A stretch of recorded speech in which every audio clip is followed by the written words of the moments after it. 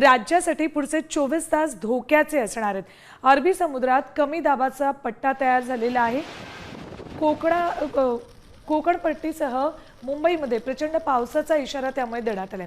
पुढचे 2 ते 4 दिवस गुजरात आणि महाराष्ट्रात रेड अलर्ट जारी करण्यात आलाय। समुद्रकिनारी भागातील मच्छीमारांना समुद्रात न जाण्याचा इशारा देण्यात आलाय।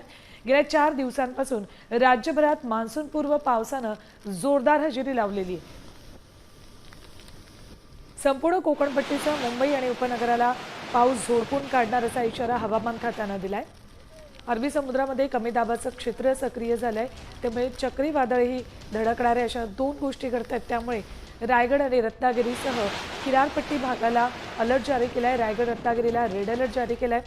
2-3 दिवसात मान्सून केरळमध्ये दाखल होतोय, तर किनारपट्टी भागामध्ये मच्छीमार